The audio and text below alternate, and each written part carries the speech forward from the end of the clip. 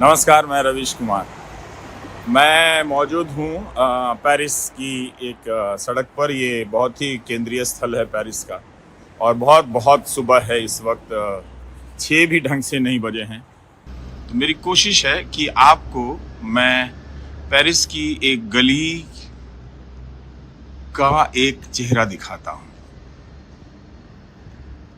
16वीं सदी से इस शहर को शहर के रूप में देखा जा रहा है, बनाया जा रहा है।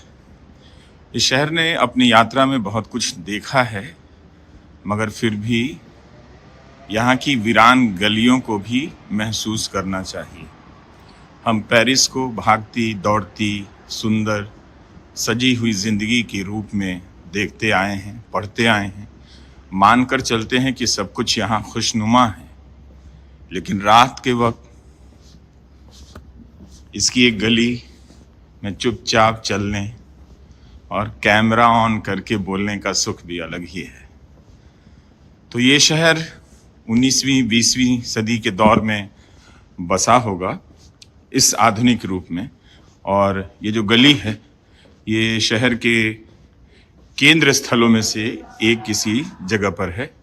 कुछ लोग जाते हुए दिख रहे हैं, हंसते हुए। आज 14 फरवरी है, तो उसके पहले की ये एक सुबह है और हम एक शहर की गली में चुपचाप चल रहे हैं। पेरिस की एक सुनसान गली को महसूस कर रहे हैं। कभी कभी शहर को उसके जागने से पहले देखना चाहिए। हम अक्सर भीड़ भाड़ वाली तस्वीरों को पसंद करते हैं, मगर उसके सन्नाटे को महसूस करना चाहिए। उसकी गलियों को दूर से देखना चाहिए कि वो इस वक्त कैसा दिख रहा है, कैसी दिख रही हैं। और कुछ पोस्टर्स हम दिखा सकते हैं। ये यहाँ आपकी हजामत बनाई जा सकती है, और मुझे मालूम नहीं है कि आगे जाना, कहाँ तक जाना सुरक्षित है या नहीं है, लेकिन कुछ पोस्टर तो हम देख ही सकते हैं। 14 फरवरी का दिन है, तो आप देखिए और आप यहाँ से इस गली से पेरिस को महसूस कीजिए। ऐसी ही गली तो आपके अमृतसर में है, ऐसी ही एक गली तो करोल बाग में भी होगी, और ऐसी ही एक गली जो है वो बनारस में होगी। इसे देखने के लिए न जाने कहाँ कहाँ से लोग आते हैं। मगर एक खूबसूरत चीज़ देखिए कि इस गली नुमा सड़क पर भी फुटपाथ बनाए गए हैं, और ये फुटपाथ जो हैं बहुत संकरे हैं, मगर पैदल चलने वालों के को एक जगह दी गई है कि आप इस पे पैदल चल सकते हैं, और लोग इसका इस्तेमाल भी करते हैं। तो फुटपाथ बनाने का संबंध जगह के होने या नहीं होने से नहीं है। फुटपाथ तो बनेगा ही बनेगा जिस पर लोग पैदल चलेंगे, और बिना इसकी कल्पना के आप किसी और शहर को नहीं जान सकते, ना देख सकते हैं, ना ये पेरिस हो सकता है। तो इससे पहले कि बहुत सारी गाड़ियां इसकी सड़कों पर भर जाएं, हम इस शहर को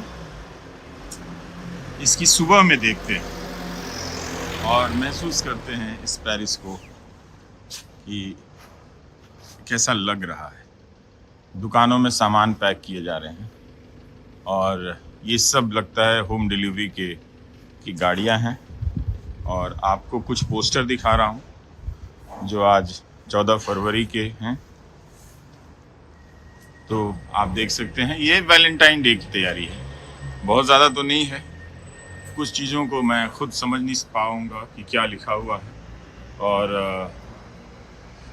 अब आए हैं यहाँ 4 दिनों के लिए। अब फ्रेंच सीखने और नहीं सीखने का मैं लोड नहीं लेने वाला। तो नहीं आती है तो नहीं आती है। आने को तो भारत की 2-4 भाषाएं और आ जाती तो धन्य हो जाता जीवन। लेकिन आप ज़रा अकेले चलकर भी तो देखिए। वहाँ आप देख रहे हैं कि ये रेस्तरां है, और सारी कुर्सियों को एक के ऊपर एक रख दिया गया है। ऐसे तो हम भी रखते हैं ना, पटपड़गंज में, पहाड़गंज में। तो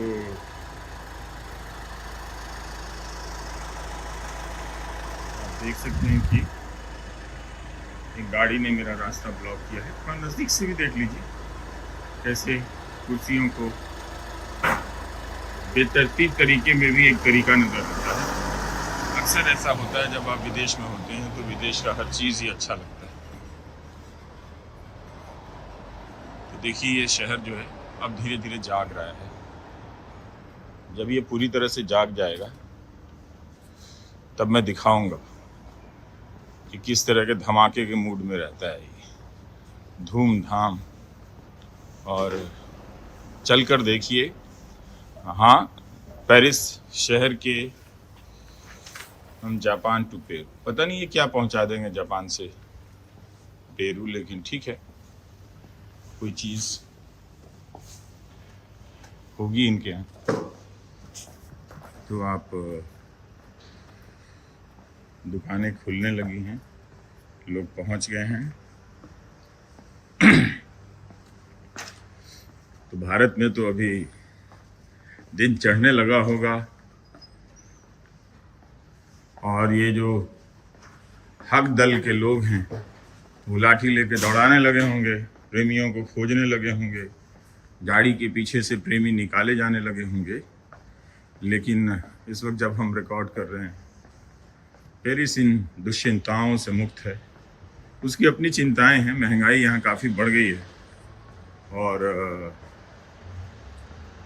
मगर लोगों को यहाँ बहुत सब्सिडी मिली है। मैं कई लोगों से पूछ रहा था तो ये पता चला कि सरकार ने उनकी जेब भी काफ़ी ढंग से भर दी। तो ये एक वाइन शॉप है और अब इस ब्रांड के बारे में कुछ बताना नहीं चाहता हूँ, सो रहने दीजिए। और ये लगता है बस स्टॉप है।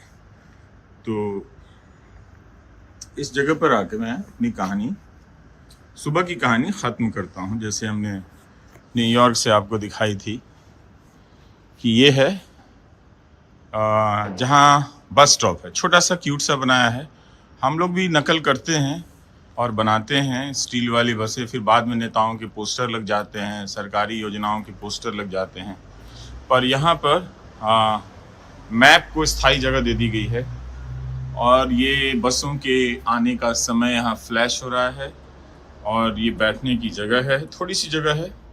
और ये कोई हीरो साहब लग रहे हैं उधर के, पठान कुछ रिलीज़ हुए हैं। और ऐसे तो अपने शाहरुख साहब भी ऐसे ही लगते हैं, इसी टाइप के।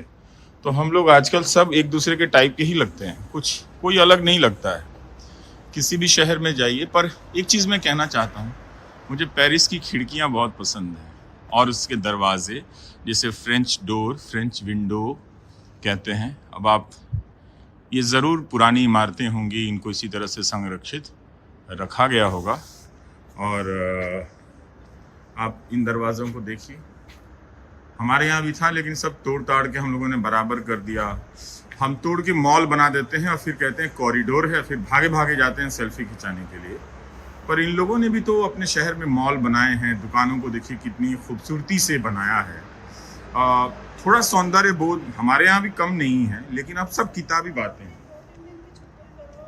और कुछ हिंदी भी सुनाई दे रही है,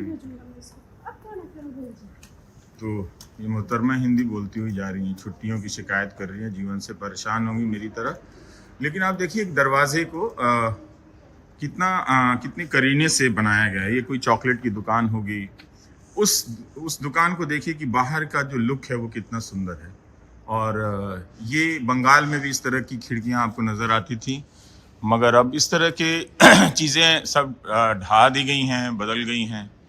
मगर पेरिस में ये बचा हुआ, इसी के लिए तो लोग दुनिया भर से आते हैं, इसे देखने के लिए, इस शहर को महसूस करने के लिए।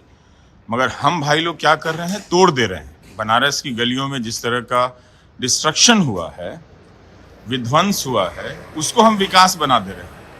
कुछ बोलने जाइए तो धर्म की लाठी लेकर आ जाते हैं। तो ठीक है भाई, नहीं बोलेंगे, लेकिन आपने उस बनारस का भी क्या किया? क्या आपने उसके कुछ पारंपरिक स्वरूप को बचा कर रखा है?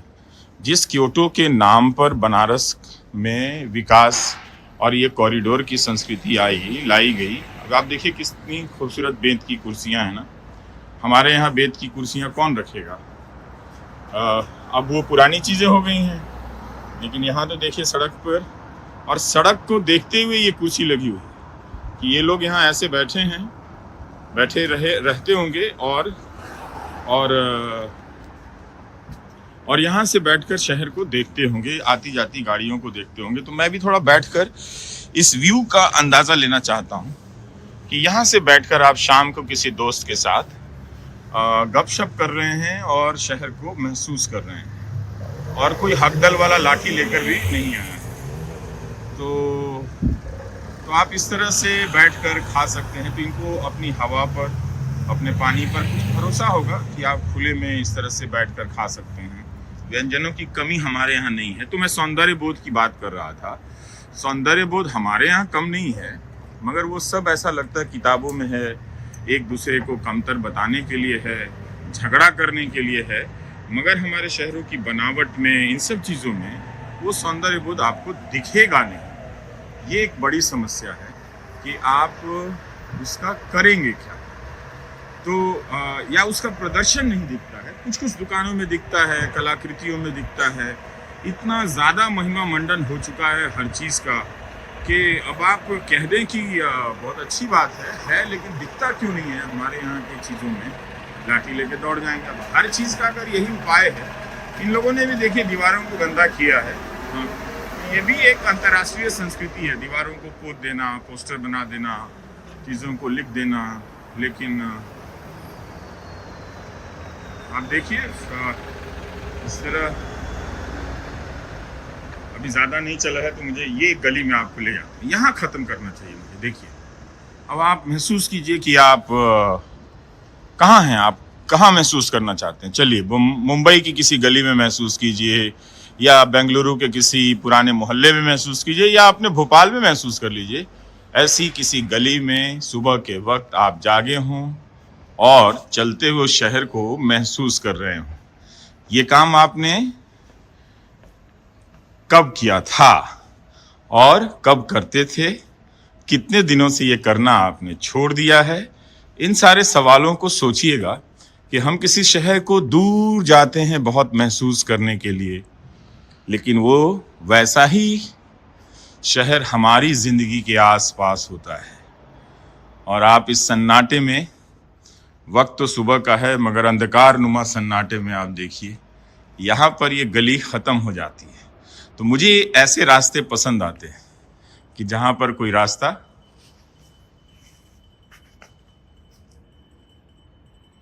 ख़त्म हो जाता है। तो ये आप देखिए, ये दीवारों पर चित्रकारियाँ बनाई गई हैं, और यहाँ पे ज़रूर शाम के वक्त या दोपहर के वक्त नौजवान जमा होते होंगे। ऐसी गलियों के आखिरी सिरे पर जमा होने वाले लोगों की कल्पनाएं हम सब की ज़िंदगी का हिस्सा रही हैं। कहीं से कोई घंटी बजा रहा है, लगता है हमारी फितरत का आदमी है। मगर ये खिड़की देखिए कितनी सुंदर है, और बस कोई डोबरमैन ना छोड़ दे मेरे ऊपर, तो इसलिए भाई मैं यहाँ से रुखसत हो रहा हूँ। आए हैं पेरिस घूमने के लिए, पता चला कि कुत्ता काटने का इंजेक्शन लगवा रहे हैं, और अमर उजाला में छप रहे हैं कि इनको वो कौन सा बुल होता है वो काट लिया है। तो हम अपना रास्ता यहाँ से बदल रहे हैं और फिर से वापस मुख्य सड़क की तरफ आ रहे हैं। तो भाई लोगों, बड़ा मज़ा आ रहा है एक शहर के पुराने किरदार को देखने का। यही मज़ा बनारस में आया करता था, अब भी आया करता होगा। कुछ सड़कें बन गई हैं जिसे लोग अब विकास कर रहे हैं, शायद ठीक ही समझते होंगे। लेकिन उम्मीद करता हूं कि उनमें ये बोध रहा होगा कि जो कॉरिडोर के नाम पे मॉलनुमा विकास आ रहा है, वो सड़कें चौड़ी करने के लिए आ रहा है, या बहुत सारी पुरानी ऐसी खूबसूरत इमारतों को ढहा देने के लिए आ रहा है। तो फिर एक सवाल अपने आप से पूछिएगा कि पेरिस ने तो ऐसा नहीं किया।